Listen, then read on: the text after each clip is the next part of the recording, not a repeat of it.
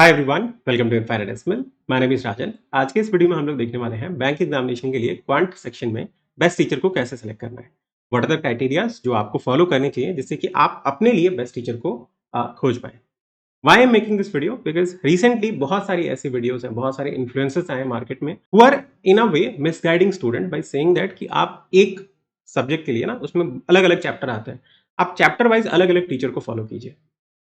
ये एक बहुत गलत बात है, गलत तरीका है। एक्चुअल में उन्होंने भी शायद ये फॉलो नहीं किया है। And if you see that उन्हीं इन्फ्लुएंसर का अगर एक साल पहले जाके वीडियो देखोगे तो अलग स्ट्रैटेजी है। तो एक साल में एकदम से कैसे चेंज हो जाएगा?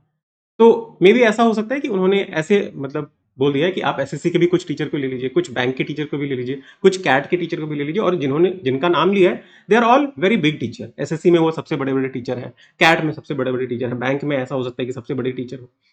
अब इससे क्या होता है कि every section of the student, जो कैट वाले स्टूडेंट हैं, जो एसएससी वाले स्टूडेंट हैं, वो सारे क्या होंगे, उस वीडियो को देखेंगे तो उनको व्यूज तो मिल जाएंगे, बट एक्चुअल में स्टूडेंट जो है वो मिसगाइडेड ही रह गया। उसको तरीका जो था पढ़ने का क्वांट वो समझ नहीं आया। Why there is a big problem in this? एक छोटे से एग्जाम्पल की हेल्प से बताता हूँ। अगर हम क्वांट में देखें तो मैं 5 चैप्टर का एग्जाम्पल लेता हूँ: परसेंटेज, एवरेज, रेशियो, मिक्सचर और प्रॉफिट लॉस। मान लीजिए कि आपने फर्स्ट 3 चैप्टर के लिए, उन्होंने तो शायद हर एक चैप्टर के रेस्पेक्ट में बोला है, मैं 3 चैप्टर की बात करता हूँ। ये 3 चैप्टर आपने मान लीजिए कोई एसएससी के टीचर से पढ़ा, वहां से आपको बहुत अच्छे से समझ आया। बाकी जो 2 चैप्टर बच गए, जैसे मिक्सचर और आपका प्रॉफिट लॉस, उसके लिए आपने दूसरे टीचर को पकड़ा। जैसे मान लीजिए कि क्वांट में बैंक में किसी एक क्वांट टीचर को आपने पकड़ लिया। तो यू माइट हैव सीन कि दोनों टीचर का ना अप्रोच और व्यू जो है वो बहुत अलग होता है। एसएससी में पैटर्न थोड़ा अलग है, तो वहां पे अलग तरीके से प्रॉब्लम आता है, तो उसको अप्रोच करने का भी अलग तरीका होता है। बैंक में बहुत अलग होता है। यू विल सी कि all the problems are revolving around variables only. So यहाँ पे अप्रोच अलग है। और दूसरी चीज क्या है ना, एक तो ये प्रॉब्लम होगी, दूसरी प्रॉब्लम ये है कि अगर आप फर्स्ट 3 चैप्टर जो लाइक फंडामेंटल है क्वांट का, अगर वो दूसरे टीचर से पढ़ के आ रहे हो, उसका तरीका अलग होगा बताने का, तो जब आप बाकी चैप्टर पे जाओगे ना, दूसरे टीचर को करोगे, तो उसका वो भी, उसके लिए भी वो जो स्टार्टिंग के 3 चैप्टर हैं, जैसे परसेंटेज, एवरेज, वो भी तो उसने अलग तरीके से पढ़ाया होगा ना। तो वो तो उसी चीज को रेफर करेगा कि मैंने परसेंटेज में ऐसे बताया था, एवरेज में ऐसे बताया था। अब आप रिलेट ही नहीं कर पाओगे। ठीक है, तो इससे क्या लगेगा आपको, एकदम टाइम वेस्ट लगेगा। एंड ऐसा कब पॉसिबल होगा, जब आप अलग अलग सेक्शंस की बात करते हैं। जैसे चलो ठीक है, क्वांट के लिए अलग teacher, that is all right, reasoning के लिए अलग टीचर, इंग्लिश के लिए अलग teacher, because they are all separate subjects, related नहीं है एक दूसरे से। लेकिन क्वांट में आप इसको ऐसे नहीं मान सकते कि quant is made up of different different houses, कि परसेंटेज वाला हाउस एकदम अलग है, एवरेज वाला अलग है। They are all related in a वे, क्योंकि मैथ्स लॉजिकल है। ठीक है, लॉजिक के साथ चीजें रिलेट होती हैं, रिलेटेबल है एक दूसरे चैप्टर से। तो यहाँ पे आप सेग्रीगेशन में प्रिपरेशन नहीं कर सकते। तो एक तो ये बहुत गलत बात है। दूसरी बात है कि कई स्टूडेंट का ये डाउट है कि sir, if everyone is following a particular teacher, जहाँ पे बहुत सारे स्टूडेंट हैं, तो क्या मेरे लिए वो बेस्ट हो सकता है? तो ये भी like probably not. Why? Let us take example.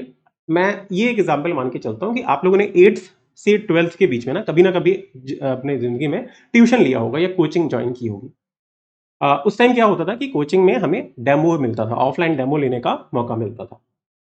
तो आपने एक बहुत बड़े टीचर का लाइक कोचिंग सेंटर ढूंढा and you went there to take the demo class. आपके साथ और भी स्टूडेंट आए थे उस दिन डेमो क्लास लेने के लिए। मान लीजिए 10 और स्टूडेंट आए थे। आपको वो टीचर का बहुत अच्छा से समझ आया and next day you took the admission. And आपके साथ जो 10 बच्चे थे, और उसमें से 5 और बच्चों ने एडमिशन ले लिया क्योंकि उनको भी बहुत पसंद आया। बाकी के जो 5 बच्चे थे they disappeared, they took admission in some other coaching centre. Why this is the case? आपको तो ये बेस्ट लगा था ना, तो सबके लिए बेस्ट होना चाहिए था। तो ऐसा क्यों नहीं हुआ?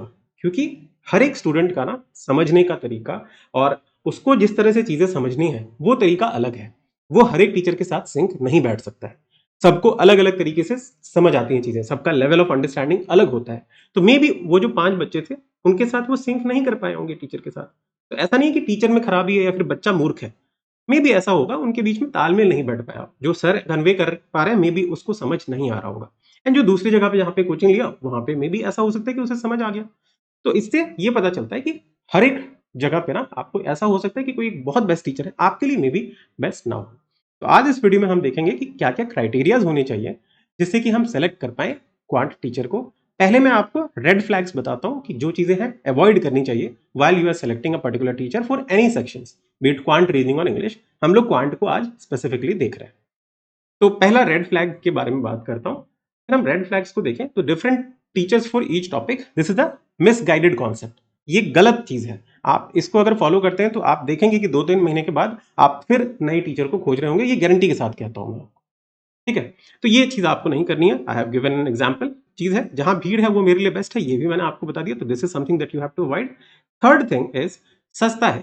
कई बार आप देखोगे कि people decrease the price so much. जैसे मान लीजिए कि आपको पूरे साल का कोर्स जो है वो 200 रुपए में दे रहे हैं, लेट अस सपोज, लेकिन आपको ना बस वो 200 रुपए दिख रहे हैं। ठीक है, तो सस्ता है तो मैं यही अफोर्ड कर सकता हूं तो ये बेस्ट होगा, ऐसा जरूरी नहीं है। कंटेंट देखिए इंपॉर्टेंट, और कंटेंट से भी इंपॉर्टेंट कि उस टीचर कैसा पढ़ा रहा है उस 200 के अंदर, 200 में आपको किस तरह का कंटेंट दे रहा है, वो बहुत इंपॉर्टेंट है। अगर वो अच्छा नहीं है तो बस आप सस्ते पे मत जाइए। तो क्या सर इसका मतलब जो ज्यादा पैसे ले रहा है वो भी बहुत अच्छा होगा? तो that is also not the case. महंगा है तो बेस्ट होगा, ये भी गलत है।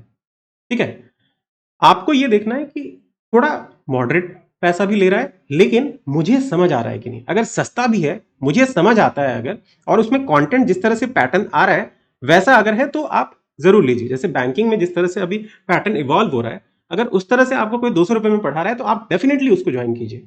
लेकिन अगर वो 200 रुपए में आपको आज से 10 साल पहले जो पैटर्न था उसके ऊपर क्वेश्चन करा रहा है, तो it is a very big red flag. वहां से आपको भाग जाना चाहिए। आप उस 200 पे मत जाइए। Look at the quantity. ठीक है, कि कंटेंट किस तरह का है और किस तरह से डिलीवरी है, आपको चीजें समझ आती हैं कि नहीं, वो बहुत इंपॉर्टेंट है। ठीक है, तो सस्ता और महंगे पे भी नहीं जाएंगे। आप ये देखेंगे कि मेरे लिए वो समझ आती है कि नहीं चीजें, और content according to the syllabus है या नहीं। समझ गए? And one more point is there कि टीचर पर ही 100% रिलाई करना है। This is also very big red flag. कि देखो, टीचर आप सेलेक्ट कर लोगे, चाहे बेस्ट से बेस्ट सेलेक्ट कर लोगे, लेकिन वो टीचर आपके साथ एग्जाम देने नहीं जाएगा। कई बच्चे मुझे भी कहते हैं कि सर आपका दिमाग मुझे लाइक एग्जाम में चाहिए। दैट इज नॉट पॉसिबल ना। ठीक है, अगर ऐसा होता तो सभी लोग टॉप कर रहे होते हैं, है ना, सभी बेस्ट टीचर को उठा लेते, चलो दिमाग लेके, और एक दिन डाउनलोड किया उसका सॉफ्टवेयर और सब सिलेक्शन ले लेते। ऐसा नहीं है। आपको अपने अंदर से भी एफर्ट डालना पड़ेगा। एक टीचर जो है जस्ट गाइड है, और जो भी टीचर को आप चूज करेंगे ना, जो मैं आगे आपको बताऊंगा, जिस भी मेथड से आप उसको चूज करते हैं, मेक श्योर कि फर्स्ट तो इसको उसके ऊपर आपको रिलाई करना पड़ेगा, नो डाउट। ठीक है, लेकिन कुछ ही हद तक कि आप कॉन्सेप्ट सीखने के लिए रिलाई कीजिए। वो अपने एक्सपीरियंसेस शेयर करेगा जिससे कि आपको ये पता चलेगा कि पेपर की रिक्वायरमेंट क्या है, किस तरह से आपको पढ़ना चाहिए। क्योंकि ऐसे अगर हम क्वांट देखें तो बहुत अलग अलग डायरेक्शन में पढ़ सकते हो। एसएससी के लिए अलग तरीका होता है, कैट के लिए अलग तरीका है, बैंक के लिए थोड़ा अलग तरीका है, क्योंकि पैटर्न अलग है। तो एक्सपीरियंस के अकॉर्डिंग टीचर आपको गाइड करता है कि किस तरह से आपको आगे बढ़ना चाहिए। तो बस उतनी नॉलेज आप लीजिए कि कॉन्सेप्ट सीख लीजिए, प्रॉब्लम सॉल्विंग स्किल सीख लीजिए, and then you have to give your 100%। वो बहुत इंपॉर्टेंट है। ये बच्चे ना सोचें कि टीचर पे ही 100% हमने रिलाई कर लिया और हो जाएगा सिलेक्शन। किसी का भी नहीं होता है फिर। ठीक है, बहुत ज्यादा एफर्ट मारने पड़ते हैं। सिलेक्शन जो लेता है ना, उसने बहुत ज्यादा मेहनत की है, मे बी टीचर से भी ज्यादा मेहनत की है। टीचर नो डाउट बहुत ज्यादा मेहनत करते हैं, लेकिन उससे ज्यादा आपको भी मेहनत करनी पड़ेगी। तो these are some red flags that you have to avoid. I hope आपको ये चीजें समझ आई होंगी। तो what are the green flag जिसके बेसिस पे हम सेलेक्ट करेंगे? So first is make a list of 4 या 3 बेस्ट टीचर्स। बैंकिंग कैटेगरी के अंदर क्वांट जो सेक्शन है वहां के 4-5 जो बेस्ट टीचर हैं, जो लगे आपको वो लिस्ट बना लो कि ठीक है ये सारे टीचर्स हैं। देन उनकी रिकॉर्डेड सेक्शन, जो भी आप यूट्यूब पे लाइव देखते हो या रिकॉर्डेड वीडियो होती है, these are acting as a demo video, है ना, जो रिकॉर्डेड फॉर्मेट में आप कभी भी एक्सेस कर सकते हो। तो उनको आप देखिए, एंड देखिए, ये क्वेश्चन पूछिए कि क्या मुझे उनके मेथड समझ आते हैं, वो जो डिलीवर कर रहे हैं क्या मैं उसको समझ पा रहा हूँ, अप्लाई कर पाता हूँ, ठीक है, क्लिक हो रहा है मुझे या नहीं। एंड उसके बेसिस पे आप ये देखिए कि जो भी मतलब मान लीजिए 4 टीचर आपने सेलेक्ट किया था, 4 घंटे लगाए चारों की वीडियो देख के आपने, और ये देखिए कि किसका बेस्ट लगा, किसको मैं बहुत अच्छे तरीके से मुझे समझ आया, कम टाइम में समझ आ रहा है और मैं बहुत जल्दी रिलेट कर पा रहा हूँ, आपके लिए वो बेस्ट टीचर है। ठीक है, ऐसा हो सकता है कि आप प्री और मेंस के लिए अलग अलग टीचर ले सकते हो। कुछ टीचर ऐसे हैं जो बहुत ज्यादा मेंस पढ़ाते हैं, कुछ टीचर ऐसे हैं जो बहुत प्री पढ़ाते हैं। तो उसके लिए मैं आपको ये बोल सकता हूँ कि चलो ठीक है, उस केस में आप 2 टीचर को मैक्सिमम रख सकते हो कि चलो एक के लिए प्री पे फोकस करते हैं, एक मेंस पे फोकस करता है। वहां पे आप 2 टीचर कर सकते हो, लेकिन इन जनरल आपको ये ऑप्शनल है, एक ही टीचर पे रिलाई करना चाहिए फॉर द लॉन्ग रन, अगर आपको सिलेक्शन चाहिए 6 महीने या 7 महीने के अंदर। तो एल्स आप देखोगे 1 साल बीत जाएगा, आप टीचर ही सेलेक्ट नहीं कर पाओगे और उसी में फंसते रह जाओगे। ठीक है, ये करने के बाद आप जो भी टीचर को फाइनली सेलेक्ट करते हो ना, 6 महीने उनको दो। 6 महीने आपको और कोई टीचर खोजना नहीं है, उनका अगर आपको कोर्स समझ आता है तो कोर्स लीजिए, ठीक है? अगर कोर्स नहीं तो यूट्यूब पे पढ़ा रहे हैं वो देखिए, लेकिन उसी को स्टिक करके हुए चलिए, आप देखेंगे आपको बेस्ट रिज़ल्ट मिलेगा और वो बेस्ट टीचर ऐसा हो सकता है मे बी आपका सिलेक्शन भी करवा दे।